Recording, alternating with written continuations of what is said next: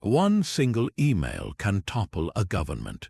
Across the highest levels of American power, a simple digital message has sparked chaos, ruined careers, and rewritten history.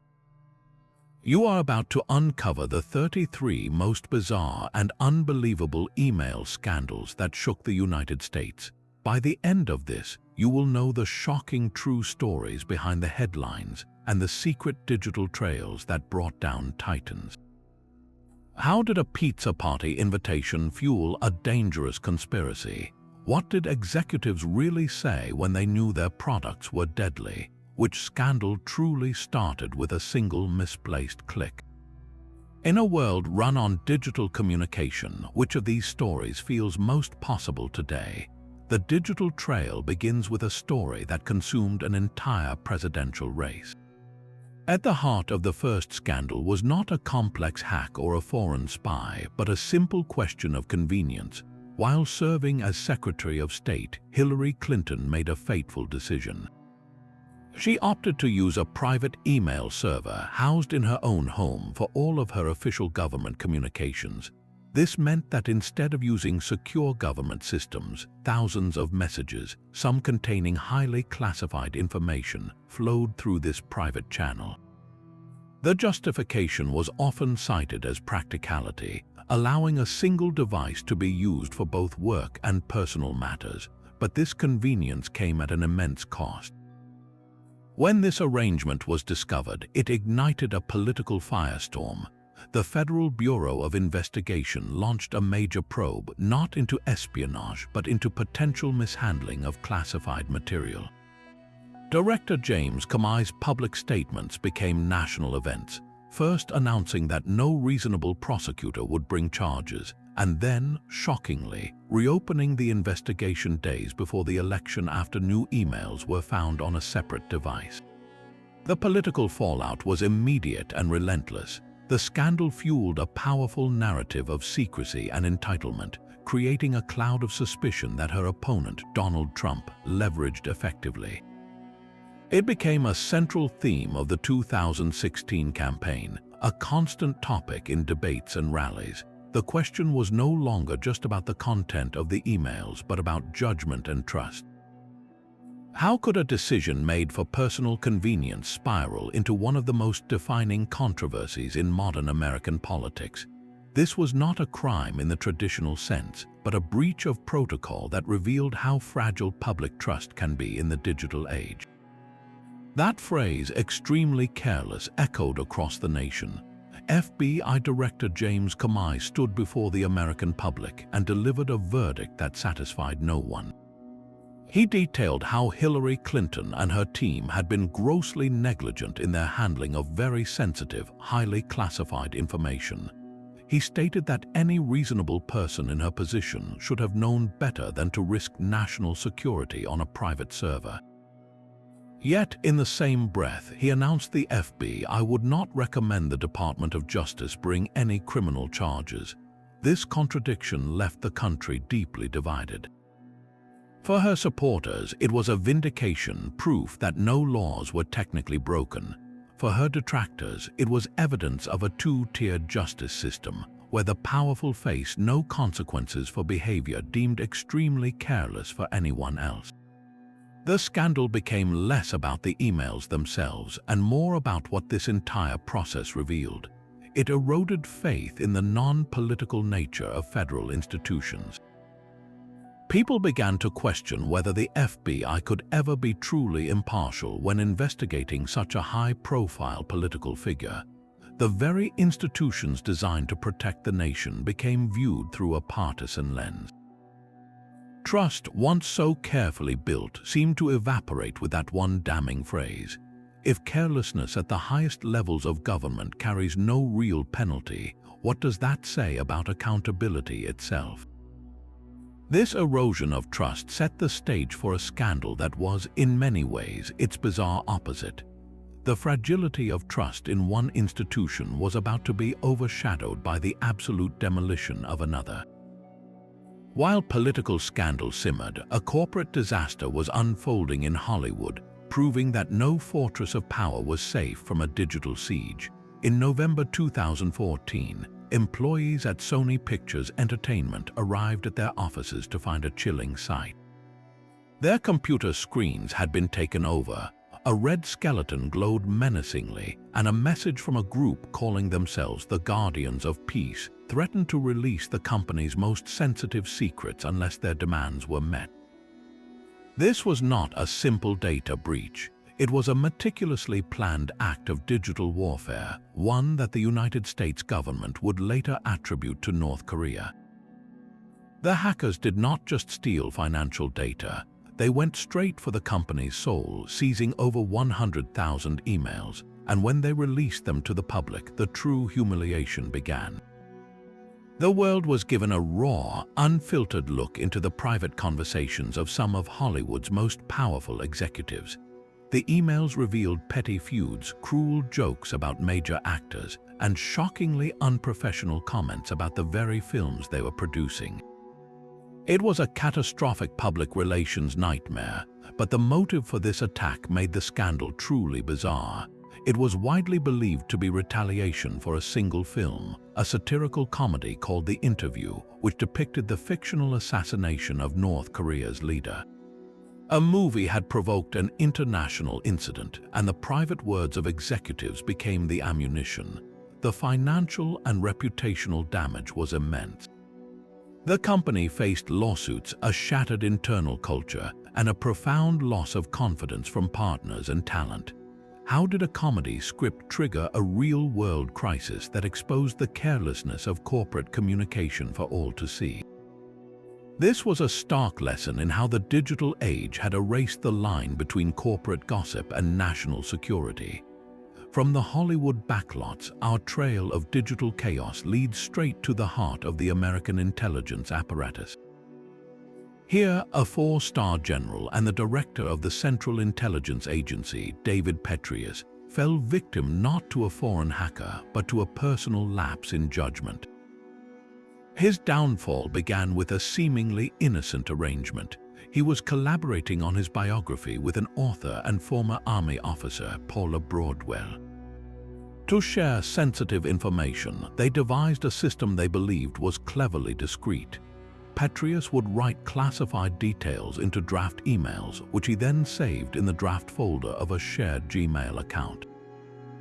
Broadwell could then simply log into that same account, read the drafts, and never actually send anything. In their minds, this left no digital trail of sent messages. It was a catastrophic miscalculation. The Federal Bureau of Investigation, while pursuing an unrelated cyber harassment case involving Broadwell, stumbled upon this shared inbox. The drafts were not secure whispers, they were a treasure trove of highly classified information, including the identities of covert officers, secret war strategies, and intelligence programs. This was not just a breach of protocol, it was a direct violation of the laws Petraeus was sworn to uphold.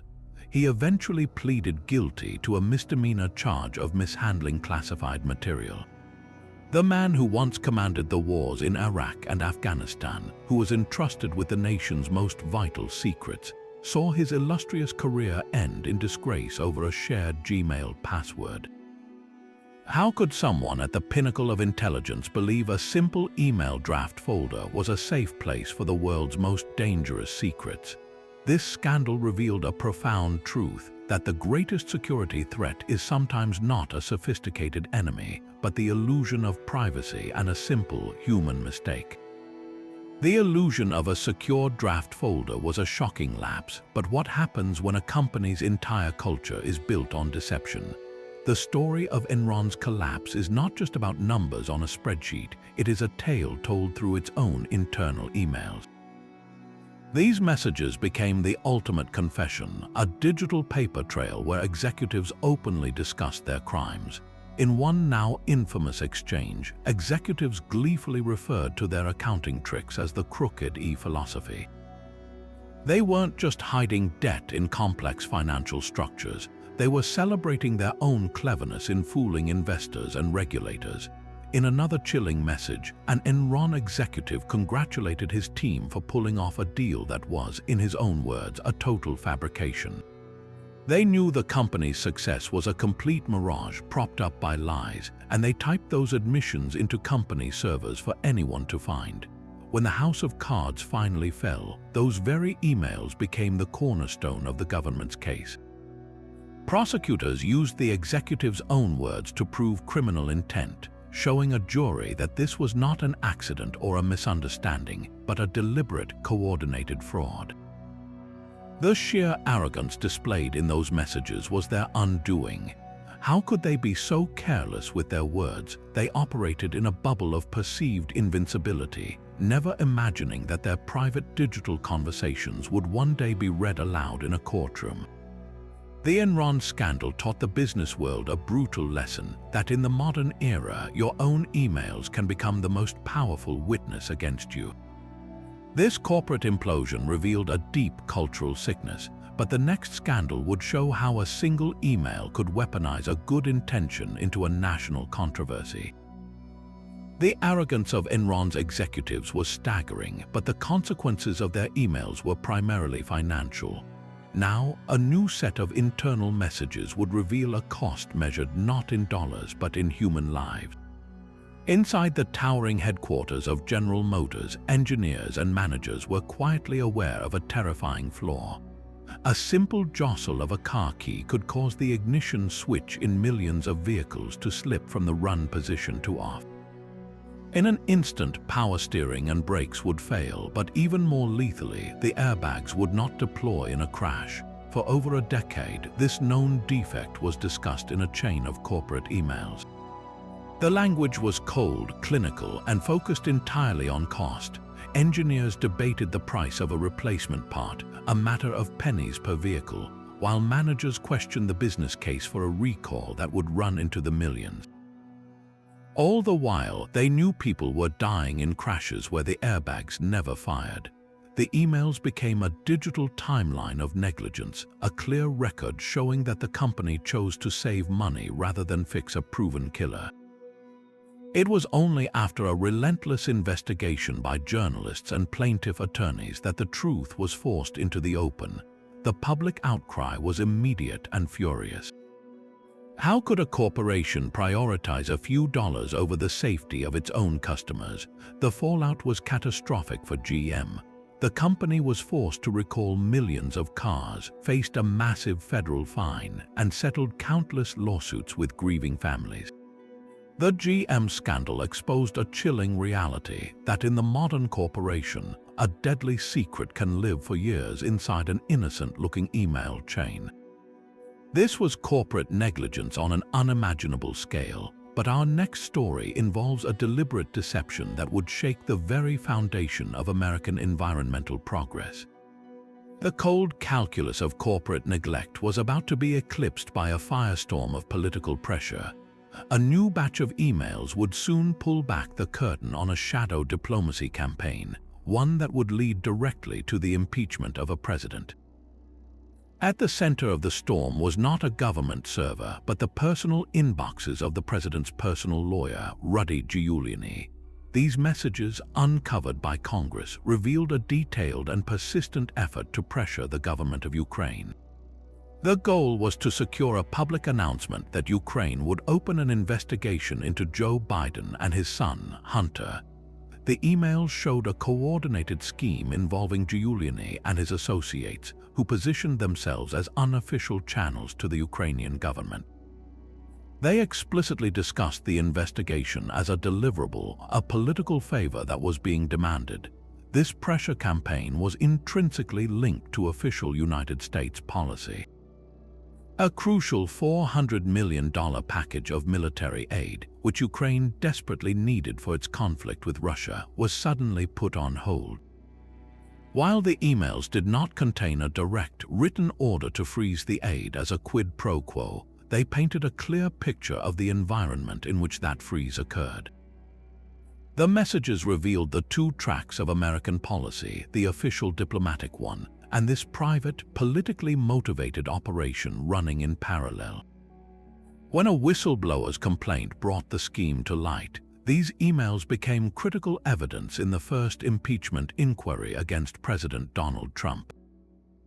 They demonstrated that the pursuit of a political advantage, documented in digital correspondence, had been woven into the fabric of foreign policy. How could a personal lawyer's private emails become a roadmap for an impeachment? This scandal proved that power could operate through unofficial channels, and that those digital trails, no matter how informal, could hold a president to account. While impeachment proceedings exposed shadow diplomacy, a different kind of digital intrusion was about to rewrite an election.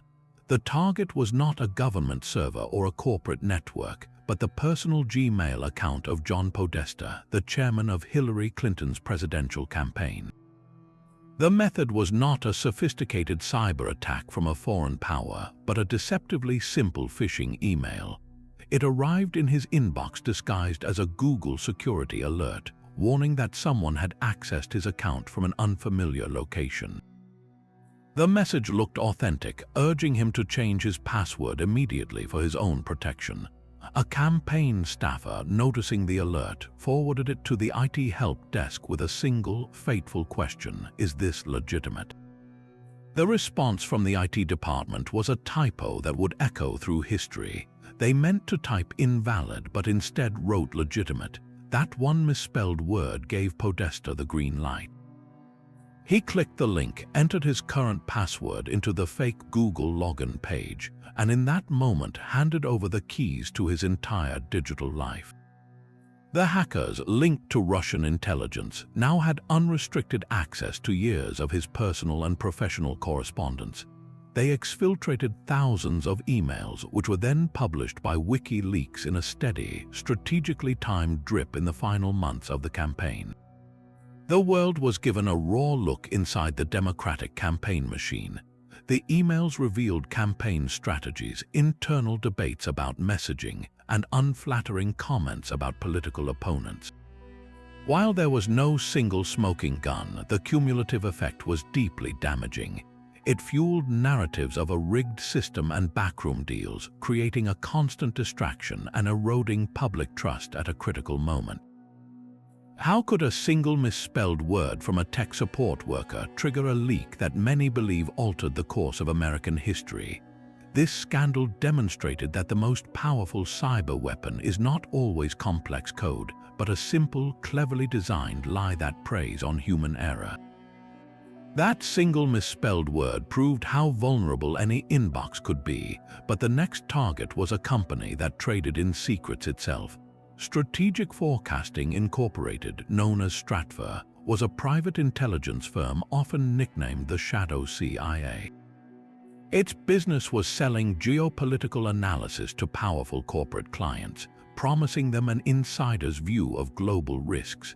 But in 2011, the hacktivist collective known as Anonymous turned the tables. They breached Stratfor's servers not for money, but for transparency, releasing a massive trove of over 5 million internal emails to the public. The messages pulled back the curtain on a startling operation.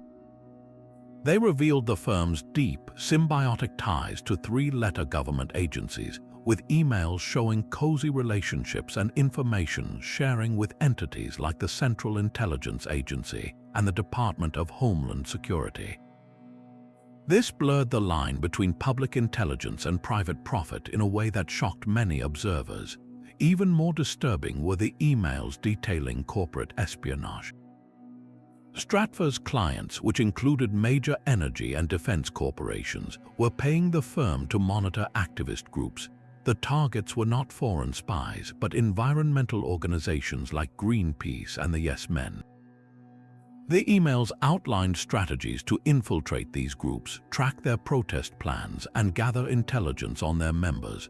For the activists, it was a chilling revelation that their peaceful campaigns were being treated as corporate threats, surveilled by a private intelligence apparatus.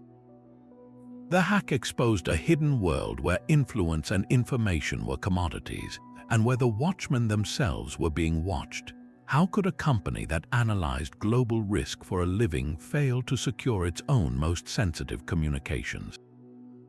The answer was a profound irony that those who sell predictions are often the most blind to their own vulnerabilities. a college student in Tennessee found a backdoor into a vice presidential campaign. While Sarah Palin was John McCain's running mate in the 2008 election, her personal Yahoo email account was not secured by sophisticated government systems. It was protected by the same flimsy security questions millions of people use. The hacker, a university student named David Cornell, simply went to the Yahoo login page and clicked the Forgot Password link. The system asked him a series of personal questions to verify her identity. What was her birthday? Where did she meet her spouse? What was her zip code? All of this information was shockingly easy to find with a quick public record search and a little digging into her well-documented life. He reset the password, logged in, and within minutes he was scrolling through the private life of a woman who was a heartbeat away from the presidency. He then posted the contents, including personal family photographs and emails, to a public internet forum for the entire world to see. The breach was not just an invasion of privacy, it was a direct attack on the electoral process itself, occurring just weeks before the nation went to the polls. The incident exposed a terrifying vulnerability that had nothing to do with firewalls or encryption. Our most common digital safeguards are often built on a foundation of publicly available information. How could a multi-billion-dollar company's security be so easily undone by a few facts anyone could find online? The Palin hack was a wake-up call, proving that in politics, the greatest threat can come from a curious college student armed with nothing more than a web browser and a little bit of publicly available knowledge. A political party's internal war was about to be fought in public view. The Democratic National Committee presented itself as a neutral arbiter in the primary race between Hillary Clinton and Bernie Sanders, but a digital break-in would shatter that illusion. Hackers, once again linked to Russian intelligence groups, infiltrated the DNC's email servers. They were not after state secrets this time, but something equally explosive: the private conversations of the party's own leadership. When WikiLeaks began publishing tens of thousands of these emails, they revealed a party apparatus that was anything but impartial. The messages showed DNC officials openly discussing ways to undermine the Sanders campaign. They floated questions about his religious beliefs to weaken his appeal. They strategized about how to respond to his attacks, not as a fellow Democrat, but as a political threat.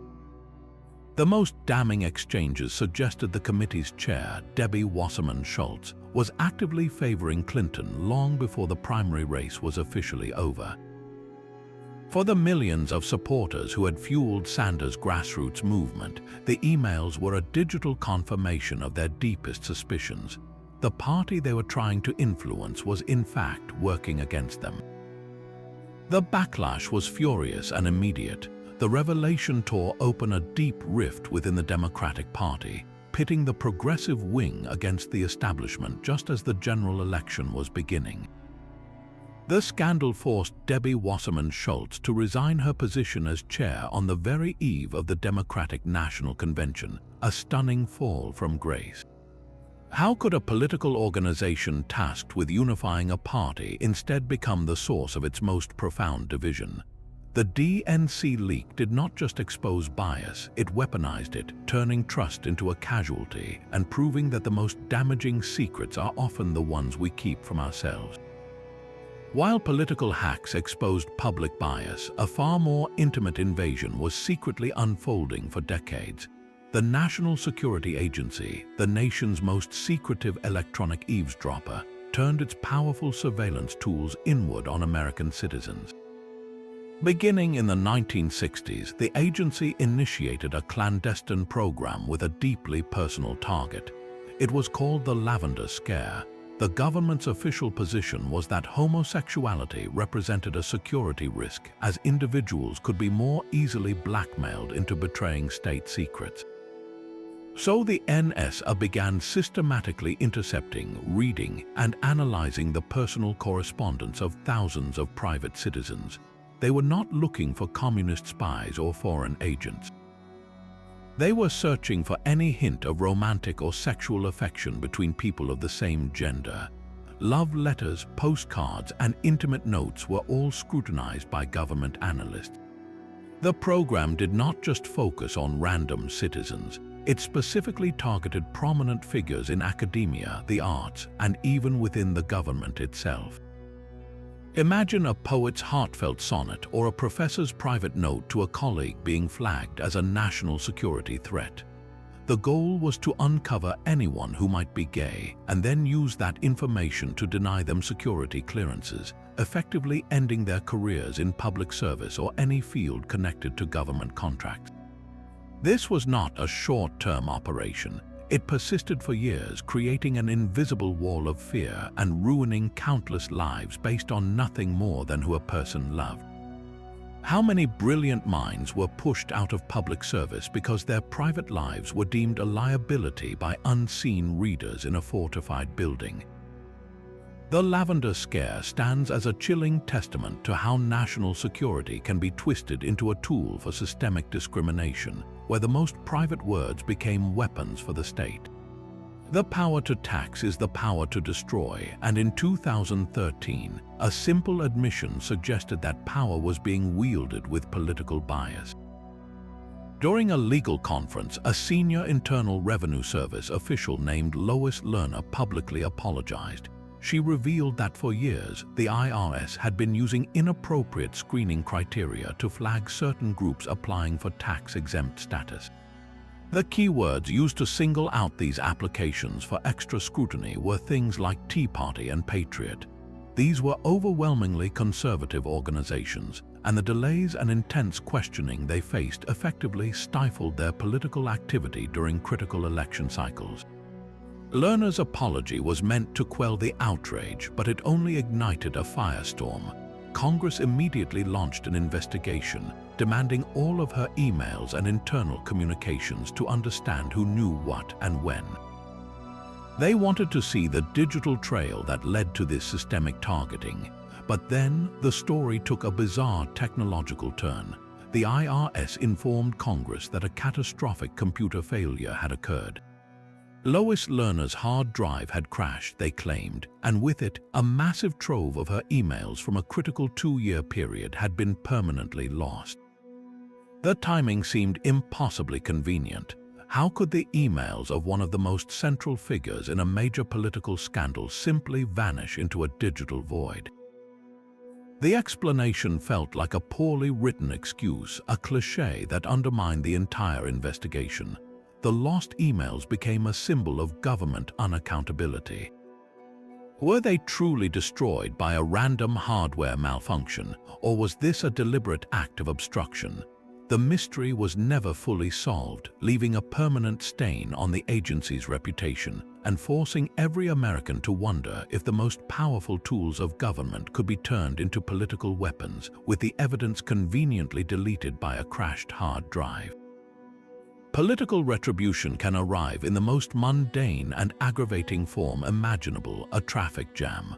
For 4 days in September 2013, the town of Fort Lee, New Jersey, was choked by an inexplicable gridlock. The George Washington Bridge, one of the world's busiest, had 3 of its local access lanes suddenly and without warning reduced to just 1. School buses were stranded for hours. Emergency vehicles could not get through. Commutes that normally took minutes stretched into hours of honking, fuming chaos. The Port Authority of New York and New Jersey, which controls the bridge, offered a flimsy excuse about a traffic study, but the sheer absurdity of the situation demanded a real explanation. That explanation would be found not in official statements, but in a trail of gleefully cruel text messages and emails between aides to the powerful and popular governor, Chris Christie. The digital evidence was damning. In one now infamous text, a senior aide wrote the time for some traffic problems in Fort Lee, a clear signal to initiate the lane closures. As the town descended into gridlock, its mayor, a Democrat who had refused to endorse Governor Christie's re-election campaign, pleaded for answers. His urgent messages were met with chilling silence from the governor's team. Another email from a port authority official callously noted that the mayor was starting to get upset. The response from the governor's aide was a single, dismissive sentence, "Good." These exchanges revealed a shocking truth. The traffic nightmare was not an accident or a bureaucratic error. It was a deliberate act of punishment, a crude political weapon wielded against a local mayor who had failed to fall in line.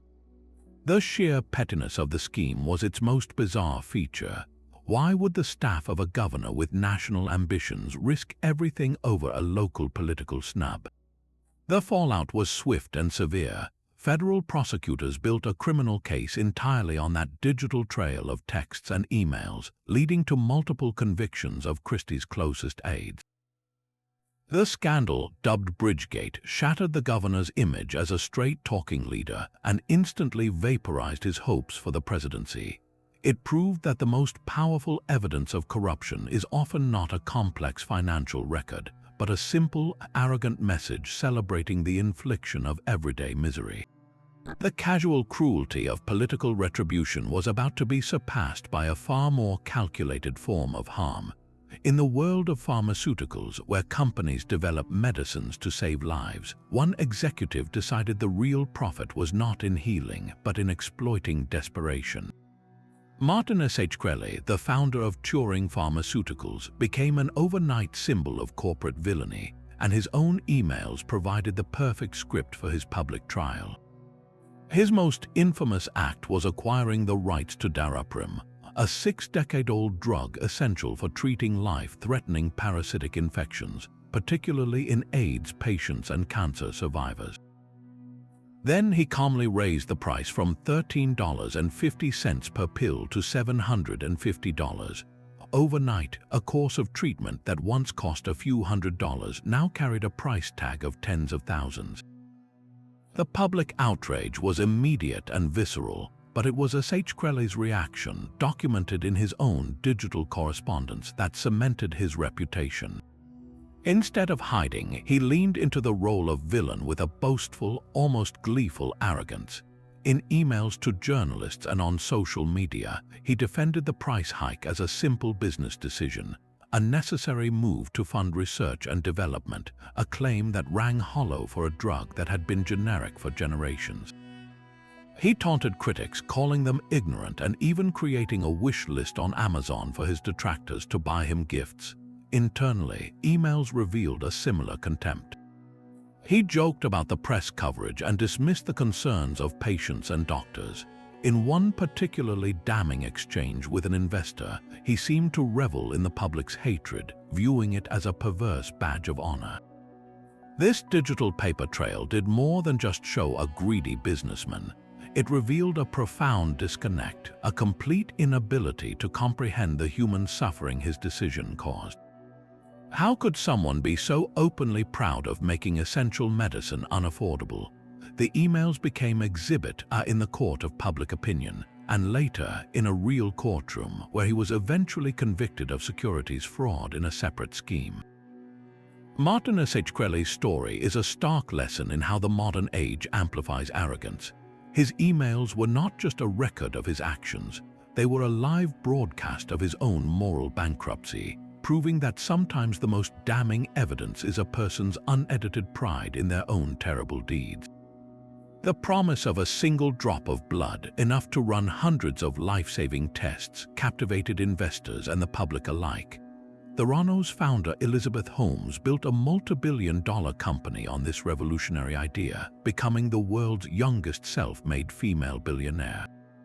But behind the glossy presentations and the black turtlenecks was a devastating secret. The technology simply did not work. This deception was meticulously documented in the company's own internal emails.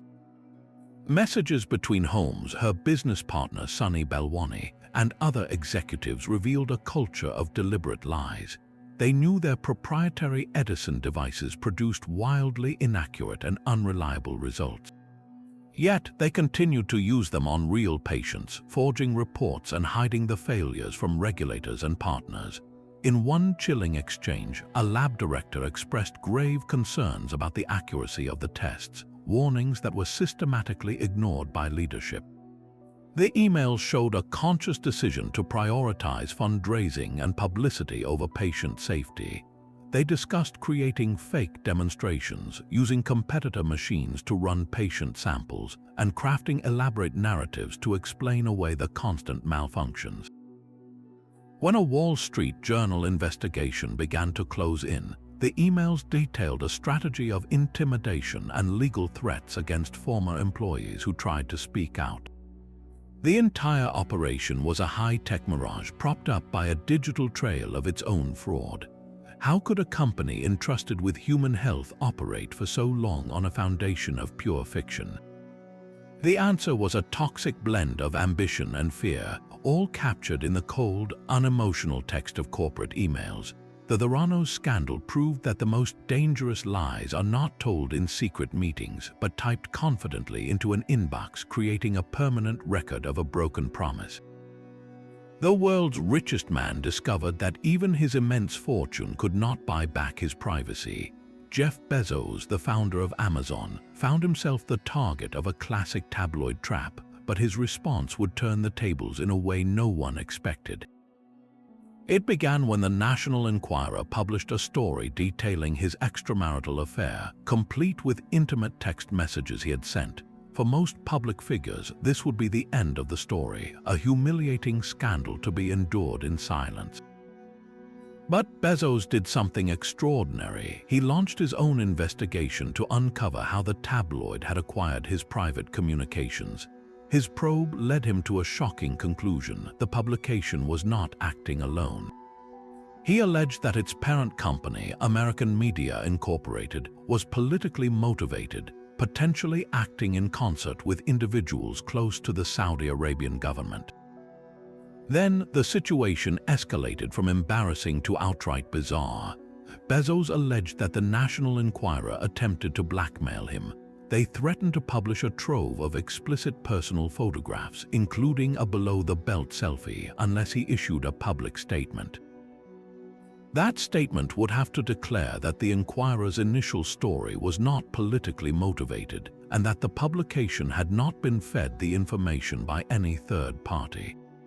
In essence, they were demanding he lie to stop the release of his own photos. Instead of capitulating, Bezos went nuclear. He published the entire blackmail email from the Enquirer's top editor on the blogging platform Medium, laying out their threats for the entire world to see. His essay was titled, somewhat fittingly, "No Thank You, Mr. Pecker," a direct jab at the tabloid's owner, David Pecker. The move was a masterclass in modern crisis management. By exposing the blackmail attempt publicly, he completely neutered its power. They could no longer threaten him with exposure because he had exposed the threat itself. The act transformed him from a tabloid victim into a champion for a free press and a staunch opponent of its most corrupt elements. How did a billionaire's personal affair become a landmark case about media corruption and the weaponization of intimacy? This scandal proved that in the digital age, the most powerful defense against blackmail is not secrecy, but radical, shocking transparency. While billionaires could expose blackmail, agents of the federal government were caught in a far more insidious form of misconduct. In 2015, a routine internal investigation at the Drug Enforcement Administration uncovered a cache of emails that defied belief. A group of DEA agents tasked with enforcing the nation's drug laws had been using their official positions to engage in a secret, predatory hobby. During a major conference, these agents had systematically taken and shared illicit photographs of unsuspecting women. The most shocking of these were upskirt photos, surreptitiously captured images taken without consent to look under a woman's clothing. These were not casual snapshots, but deliberate, coordinated acts of invasion. The agents used their access and the crowded environment of the conference to get close to their targets, exploiting the trust inherent in their badges to violate the privacy of the very citizens they were sworn to protect. The emails showed them casually circulating these photos among themselves, treating the entire endeavor as a game or a perverse form of entertainment. When the scandal broke, the public reaction was one of profound disgust. How could individuals vested with such authority abuse their power in such a degrading and personal way? The agency was forced to take disciplinary action, but the damage was already done. The incident prompted an immediate and painful review of the agency's internal culture, raising uncomfortable questions about the character of those hired to wield power and the environments that enable such behavior to flourish. This was not a complex conspiracy or a high-stakes financial crime. It was a simple, ugly abuse of power captured in the most mundane of digital formats, an email chain. It forced a stark realization that the gravest threats to public trust are not always found in grand schemes, but in the small, hidden acts of those we are supposed to trust the most. A different kind of data heist was unfolding in the shadows of social media, one where the personal information of millions became a weapon for political warfare. The scandal surrounding the firm Cambridge Analytica was not exposed by a dramatic hack, but by a slow drip of internal emails that revealed a chilling new form of election engineering. At its heart was a simple, deceptive app called This Is Your Digital Life. Presented as a harmless personality quiz, it was deployed by a researcher who gathered data not only from the few 100,000 users who took it, but, thanks to Facebook's loose privacy rules at the time, from all of their friends as well. The haul was staggering, encompassing up to 87 million people. Their private likes, shares, and network connections were all vacuumed up without their knowledge or consent. The true purpose of this massive data harvest was laid bare in the company's own internal communications. Emails and documents showed Cambridge Analytica's executives boasting about their ability to create sophisticated psychographic profiles. They claimed they could target individuals with hyper-specific political messaging, playing on their deepest fears and insecurities to influence their voting behavior. One strategy involved identifying voters who scored high in traits like neuroticism and targeting them with ads designed to induce anxiety about a particular candidate. The emails detailed how this model was deployed during the 2016 presidential race, with the firm working for the Trump campaign. They spoke of suppressing the turnout of specific voter blocs like African Americans by targeting them with discouraging or inflammatory content. How could a seemingly innocent quiz unlock such a powerful and invasive form of manipulation? The answer was hidden in plain sight within the digital correspondence of the very people who built the system. These emails did not just reveal a data breach, they exposed a fundamental shift in the democratic process, where voting was no longer just a matter of public debate, but a battle fought with stolen private feelings on a digital battlefield. A new level of personal violation was about to be unleashed upon the nation's most powerful figures. In an operation they called the Fappening, a group of hackers targeted the personal iCloud and Gmail accounts of celebrities, extracting and leaking hundreds of private, intimate photographs to the entire world. But this digital siege did not stop at Hollywood. The same tactics were used to infiltrate the private lives of those who guarded America's secrets. The personal email account of John Brennan, the sitting director of the Central Intelligence Agency at the time, was successfully breached. The hackers, who claimed allegiance to a collective of cyber vandals, did not just access his emails, they rifled through his personal files, his contacts, and his private photographs. Then they published what they found. They leaked his personal address book and sensitive government documents he had stored, but most chillingly, they released a copy of his personal, annotated application for a top-secret security clearance. This document contained intensely private information about his life, his family, and his past. The act was a dual-pronged attack, part espionage and part profound humiliation. How could the man in charge of the world's most sophisticated intelligence agency have his own digital life laid so completely bare? The answer lay not in a failure of government firewalls, but in the vulnerabilities of the commercial cloud services that everyone, even a spy chief, uses for personal convenience. The hackers likely used a combination of phishing emails and brute force attacks to guess security questions, exploiting the same weak points that had felled Sarah Palin years earlier. The message to every government official was terrifyingly clear: your public office offers no protection for your private life. Your personal email, your family photos, your most sensitive memories are all just one determined hacker away from becoming a global spectacle. This scandal erased the final boundary between national security and personal privacy, proving that in the digital age, humiliation itself had become a weapon of cyber warfare. The humiliation of a spy chief revealed how easily private lives could be invaded, but what happens when a government agency invents its own reality?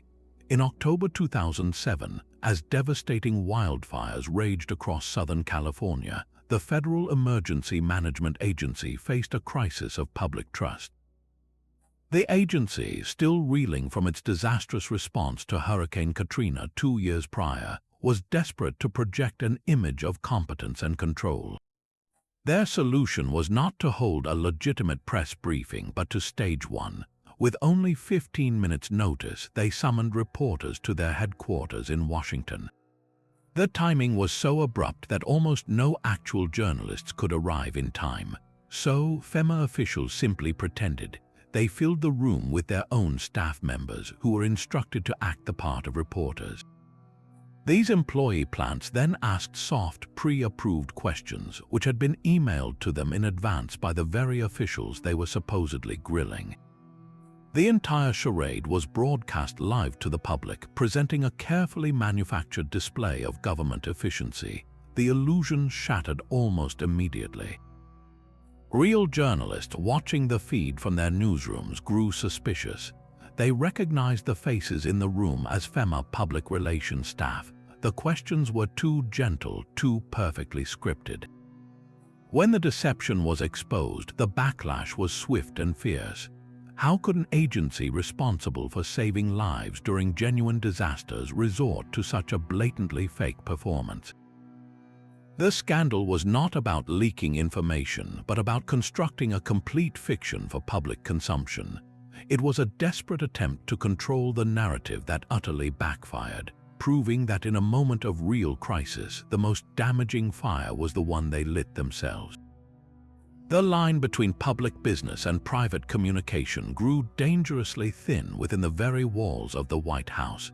During the Obama administration, a sweeping new environmental regulation was being crafted, a rule designed to protect the nation's waterways. The process involved intense collaboration between the White House and the Environmental Protection Agency, with countless discussions about the rule's scope and impact. But a congressional investigation uncovered a startling fact. Top officials, including the EPA administrator, were not using their official government email accounts for these sensitive discussions. Instead, they were using private email addresses, often on commercial services like Gmail. This was not a minor technical violation. Federal law requires that all official communications be preserved as public records, ensuring transparency and accountability for future generations.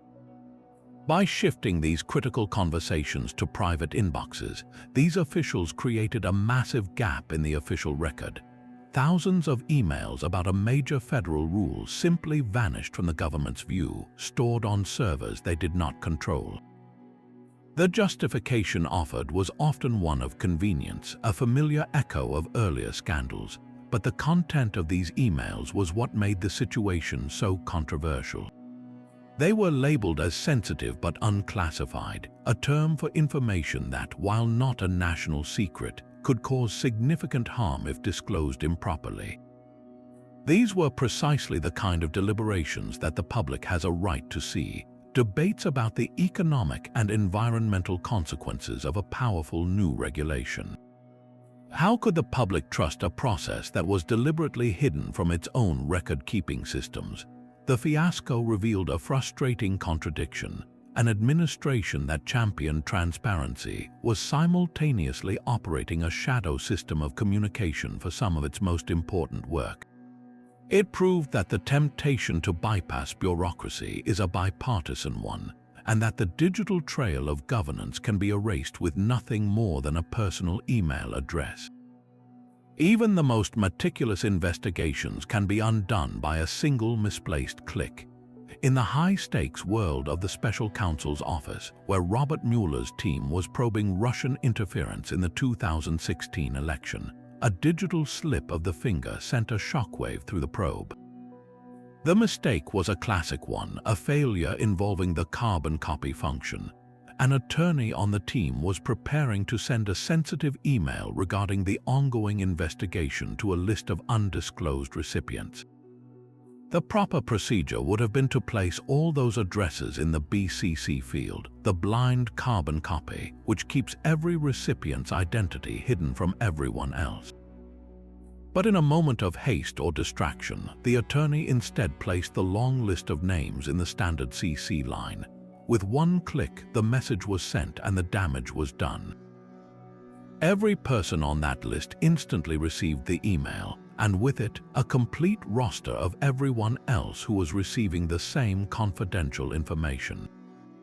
The list was a who's who of individuals and organizations connected to the sprawling investigation. In an instant, a web of contacts that the special counsel likely wished to keep separate was laid bare for all to see. The blunder exposed the profound vulnerability of even the most secure operations to simple human error. No firewall in the world can protect against a moment of carelessness. For a team whose work was under a political microscope, this was a massive, self-inflicted wound. How could a team of elite lawyers and investigators, tasked with one of the most sensitive probes in modern history, make such a basic email error? The incident served as a stark reminder that in the digital age, the greatest threat to secrecy is not always a foreign hacker, but the person sitting at the keyboard rushing to meet a deadline. The digital defiance of a spy chief paled in comparison to a corporation's systematic campaign of deception. Internal Uber emails exposed a secret weapon in the company's global expansion playbook, a tool codenamed Greyball. This was not a marketing strategy, it was a deliberate program designed to identify and thwart government regulators. At its core, Greyball was a sophisticated data filter. It analyzed credit card information, social media profiles, and even the physical location of a user's smartphone. If the system detected patterns associated with city officials or law enforcement officers trying to hail a ride for an inspection or sting operation, it would trigger a special response. The user would see a fake version of the Uber app populated with ghost cars that did not exist. They could tap and tap on the screen, but no driver would ever come. The company was literally creating a digital mirage to render its opponents powerless. Internal communications celebrated Greyball's effectiveness in cities like Portland, Oregon, where Uber was operating without legal approval. The emails discussed how to refine the tool to better evade capture, treating law enforcement not as a legitimate authority, but as an opponent in a game. This was not a single rogue employee's idea. It was a sanctioned corporate strategy, a culture of rule-breaking documented in cold, hard digital text. How does a company go from disrupting the taxi industry to actively obstructing justice? The Greyball program revealed an unsettling truth that a drive for market dominance could warp into a belief that the rules simply did not apply. This corporate arrogance was a ticking time bomb, and the next scandal would see it detonate with tragic consequences. A bizarre digital echo of the Podesta hack began to ripple through the darkest corners of the internet. The emails released by WikiLeaks were combed over by thousands of amateur detectives, all searching for a hidden meaning that did not exist. One seemingly mundane exchange became the epicenter of a firestorm.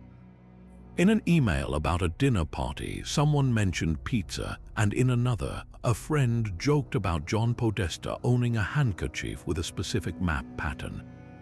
To most people, this was meaningless correspondence, but to a community primed for conspiracy, these fragments were sinister code. The word pizza was reinterpreted as a secret signal for something monstrous, a baseless theory claiming a child trafficking ring was being run out of a popular Washington, D.C. pizzeria called Comet Ping Pong. The restaurant's name, its wall art, even its menu items were all twisted into evidence of an elaborate fiction. The owner and his employees began receiving a torrent of violent threats. Their social media pages were flooded with accusations from people who genuinely believed they were part of a horrific criminal enterprise. The digital mob, convinced it was performing a civic duty, had created a reality entirely detached from fact. How could a joke about a handkerchief and a mention of pizza transform a family restaurant into a target for national rage? The answer lay in the terrifying power of a narrative that, once unleashed online, could no longer be controlled. The situation escalated from online harassment to real-world violence when a man from North Carolina, armed with an assault rifle, drove to the Capitol. He walked into Comet Ping Pong, fired shots into the floor, and demanded to search the premises for the non-existent children he believed were imprisoned there. Thankfully, no one was physically hurt, but the event sent a shockwave through the nation. A man had been driven to potentially deadly action by a fantasy constructed from misinterpreted emails. This was the ultimate consequence of a digital lie, a stark lesson in how quickly online speculation can spill into the physical world with a loaded weapon. That private language used inside a political campaign can sometimes escape into the open air with explosive consequences. During the 2016 race, an internal email chain within the Hillary Clinton campaign revealed a worldview that would soon define the entire election.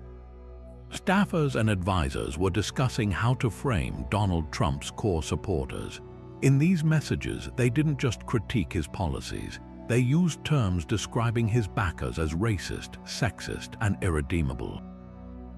This was not a public speech, but a private digital conversation, a space where they felt free to express their most candid and unflattering assessments.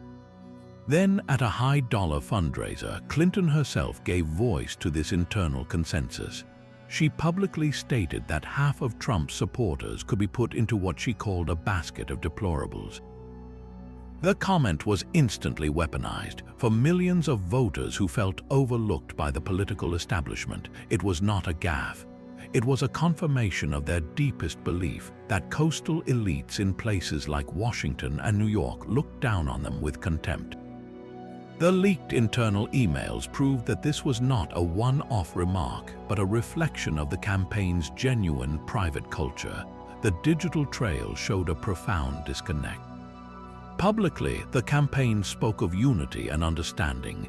Privately, their emails revealed a strategy built on dismissing a vast portion of the electorate as morally bankrupt. How could a political operation hope to win over voters it secretly held in such low regard? The basket of deplorables email chain did more than damage a candidate. It exposed a fatal rift between a campaign's internal narrative and the reality of the people it needed to persuade, turning a private label into a public rallying cry for the very people it was meant to dismiss. A single misplaced email address can unravel the most carefully guarded secrets. At the Department of Defense, where communication is protected by layers of encryption and strict protocol, a senior official was preparing to send a routine email to a colleague. The document attached was anything but routine. It contained a detailed list of classified code words and operational details used for sensitive military and intelligence missions. These were not just random labels, they were the actual keys used to disguise real-world operations, from drone strikes to satellite surveillance. In a moment of catastrophic distraction, the official typed the recipient's name incorrectly.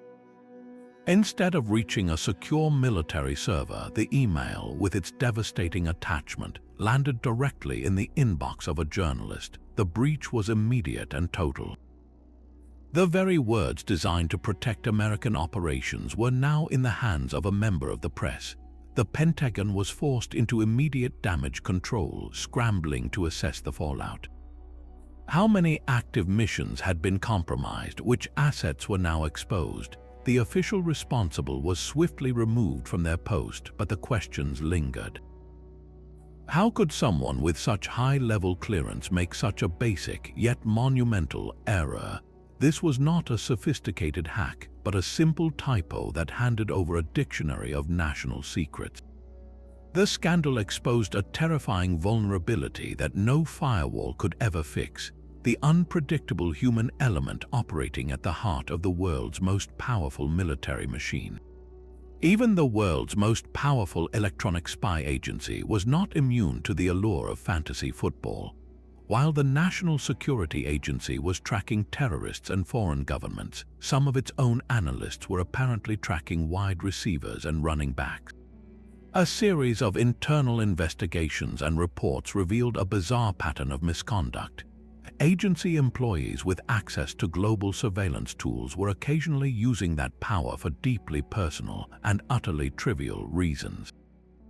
The system designed to monitor international threats was being turned inward, used to spy on love interests in a practice so common it earned the nickname Lovin'.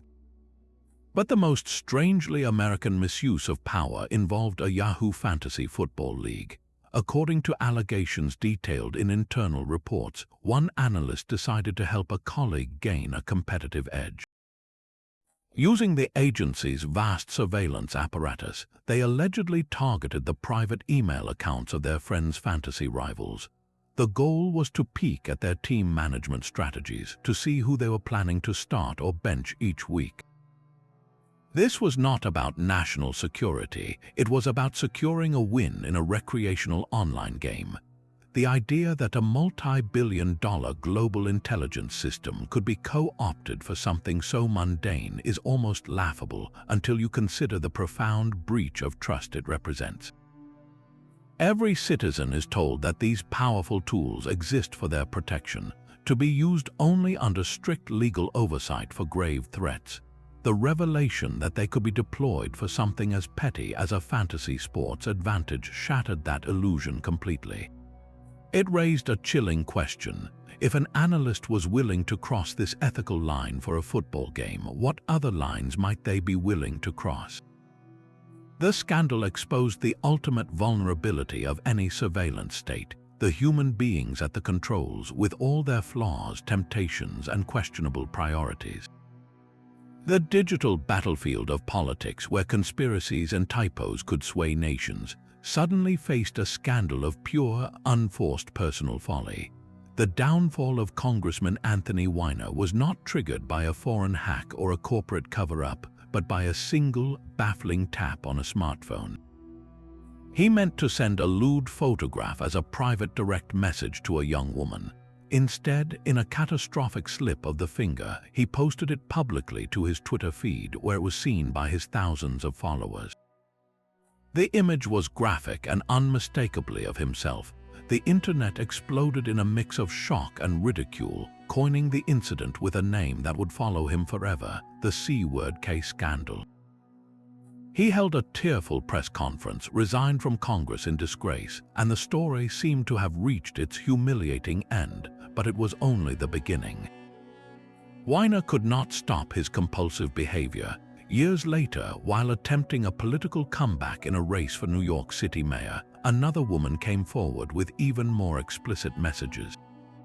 This time, his digital trail was investigated by federal authorities. They uncovered his communications with a 15-year-old high school student. The exchanges were sexually charged and deeply inappropriate. This was no longer a story of personal humiliation, but of criminal conduct. How could a man who had already lost everything to a digital mistake walk right back into the same trap? The evidence, all preserved in texts and emails, was overwhelming. He was charged with transferring obscene material to a minor and eventually sentenced to nearly 2 years in federal prison. His own digital addiction, a series of emails and photos he believed were private, dismantled his career, his marriage, and his freedom. This scandal served as the most personal warning yet, that the drive to hit send can override every instinct for self-preservation, with consequences that echo far beyond a ruined reputation. The pursuit of a prestigious college degree became a criminal conspiracy, all arranged through email. The Varsity Blues scandal exposed a shocking truth that the American dream of higher education was being auctioned off to the highest bidder, with digital messages serving as the auctioneer's gavel. At the center of the scheme was a man named Rick Singer, a college admissions consultant who marketed a simple, illegal service to wealthy parents. He called his method the side door, a way to bypass the front door of merit-based admission and the back door of large, legitimate donations.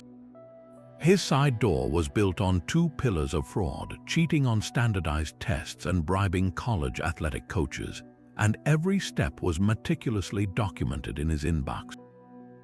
Emails between Singer and desperate parents laid out the entire criminal enterprise in plain language. They discussed creating fake athletic profiles for teenagers who had never played the sport. One parent emailed Singer photos of their daughter to be photoshopped onto the body of a real athlete, creating a fraudulent recruiting profile for a crew team she had never joined. The emails detailed the exact costs, with payments disguised as charitable donations to Singer's fake foundation.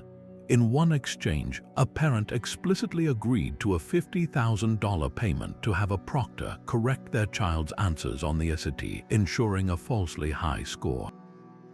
The messages showed no shame, only a transactional focus on securing a spot at a name-brand university. When the Federal Bureau of Investigation unraveled the plot, these emails were the undeniable proof of a conspiracy. They revealed a culture of entitlement so profound that parents were willing to break the law to maintain their children's perceived status. How could a system designed to reward hard work and talent be so easily corrupted by a consultant with an email list? The scandal was a painful reminder that for some, the ultimate luxury is not just wealth, but the power to rewrite the rules of fairness itself. A different kind of email trail would expose a deadly game of cat and mouse played with real weapons. Inside the Department of Justice, internal messages began to outline a risky operation run by the Bureau of Alcohol, Tobacco, Firearms, and Explosives.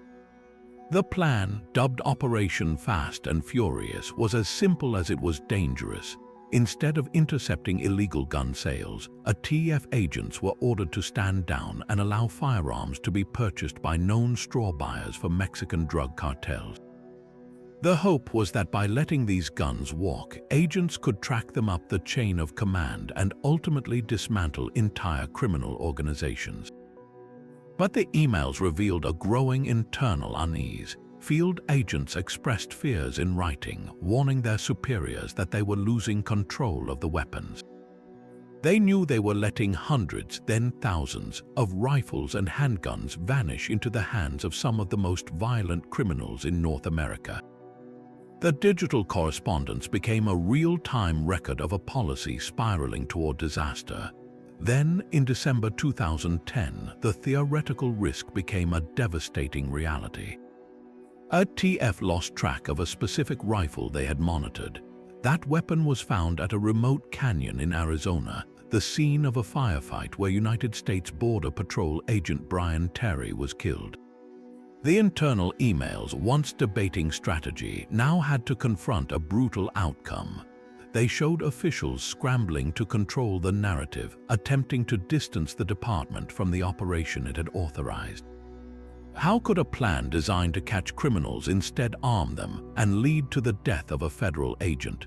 The Fast and Furious emails exposed a fatal miscalculation where the line between a bold investigation and a negligent policy was erased with the most tragic of consequences. The White House communications team awoke to a digital storm. In the early hours of the morning, President Donald Trump had posted a single, baffling tweet. Despite the constant negative press coverage, it read, "The message was incomplete, a fragment of a thought that ended with a made-up word. For most people, it was a momentary curiosity, a typo from a world leader known for his late-night posts." But inside the West Wing, it triggered a full-blown crisis. Internal emails, later obtained by journalists, revealed a scene of pure chaos and confusion. Staffers frantically messaged each other, trying to decipher the meaning of COFEF. Was it a code word, a secret acronym for a classified program, or simply a misspelling of the word coverage that the president had failed to correct? The emails showed aides debating the best course of action. Do they issue a clarification? Do they quietly delete the tweet and hope everyone forgets? Or do they lean into the absurdity? The press office was inundated with calls from reporters demanding an explanation for a word that had no definition. The digital paper trail captured a surreal moment in American governance, where the highest levels of power were derailed by a single, nonsensical string of characters. How does an administration respond to a mystery of its own creation? The president himself seemed to revel in the confusion, later tweeting a joke about the media's inability to decipher his code. But the internal emails told a different story, one of a team scrambling to manage a narrative that had spiraled completely out of their control. It was a scandal without a crime, a crisis without a victim, proving that in the modern era, a single keystroke could send the entire political world into a tailspin, searching for meaning in a void. The previous administration's email troubles were supposed to be a cautionary tale, yet the same digital blind spot appeared just across the aisle. During the Trump presidency, an internal investigation uncovered a startling pattern. Several of the president's most trusted senior advisors, including his own daughter Ivanka Trump and her husband Jared Kushner, had been routinely using private email accounts to conduct official White House business. These were not casual messages about lunch plans. The correspondence included discussions about government policies, scheduling for high-level meetings, and communications about the pandemic response. This was a direct violation of the Presidential Records Act, a law designed to preserve every piece of official communication for history and for public accountability. The administration had come into power criticizing the very practice it was now caught doing. The response from the officials involved was a familiar refrain. They claimed it was merely a matter of convenience and inadvertent oversight. They asserted that any work-related emails from their personal accounts were later forwarded to their official government accounts, a process they believed brought them into compliance. But this created a new problem. There was no way to independently verify that every single email had been properly archived. It was a system based on trust in the very individuals who had already bypassed the rules. How could the public be sure that the complete record of their government service was preserved, and not just the emails they chose to forward? The scandal revealed a frustratingly non-partisan truth, that the temptation to use a more convenient personal inbox is a powerful force regardless of political affiliation. It proved that the lessons of the digital age are not always learned, even by those who witnessed the consequences firsthand. While the White House grappled with its own private email accounts, a far more consequential digital trail was forming 800 miles away in the inbox of the president's personal attorney. Throughout the 2016 presidential campaign, Donald Trump and his team repeatedly assured the American public that they had no business dealings with Russia. The official story was one of no contact, no connections, no deals, but a chain of emails between his lawyer, Michael Cohen, and a Russian real estate developer told a completely different story. These messages revealed that negotiations for a monumental Trump Tower Moscow were not just a fleeting idea from the past, but an active, ongoing project. The communications stretched deep into the primary season, right up to June 2016, a time when Trump was clinching the Republican nomination. The emails detailed discussions about financing, architectural plans, and even a potential trip to Russia for Cohen to meet with high-level government officials. The most explosive element was the potential for Trump himself to travel to Moscow to meet with President Vladimir Putin, a public relations coup that was explicitly discussed as a way to boost his campaign. Every single one of these discussions directly contradicted the public statements made by the candidate and his surrogates. The question was no longer about convenience or a violation of record-keeping laws. It was about the fundamental truthfulness of a presidential campaign. How could a team deny any Russian ties while its own lawyer was actively working to build the tallest building in Europe with the Kremlin's blessing? These emails became a central piece of evidence for the special counsel's investigation, not as proof of a criminal conspiracy, but as a clear indicator of deception. The Trump Tower Moscow emails exposed a parallel reality, a shadow campaign where business and politics were inextricably linked, and where the most telling confessions were not spoken on a stage but typed into a secret thread. From presidential campaigns to high school football fields, email has proven to be the ultimate unblinking witness. These 33 stories are a testament to human nature itself, a bizarre parade of arrogance, carelessness, and ambition, all captured in the cold, unfeeling text of a digital message. We have seen how a single click can rewrite an election, how a draft folder can end a legendary career, and how a typo can trigger an international crisis. This simple tool, designed for connection, has become the primary weapon for blackmail, espionage, and corporate fraud. It has humbled spies, toppled governors, and exposed deadly corporate secrets. The sheer variety is staggering, from the profound to the profoundly petty. A traffic jam orchestrated by a governor's aides sits alongside the theft of a nation's most sensitive military code words. A fantasy football cheat shares the stage with a conspiracy to sell university seats to the highest bidder.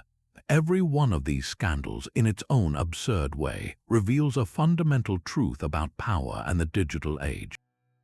We built these systems for efficiency, but they have become permanent records of our best and worst intentions. They do not forget and they do not forgive. So as you reflect on this journey through the inboxes of the powerful, which of these 33 unbelievable stories struck you as the most shocking, the most bizarre, or the most frighteningly plausible? Let us know your thoughts in the comments below.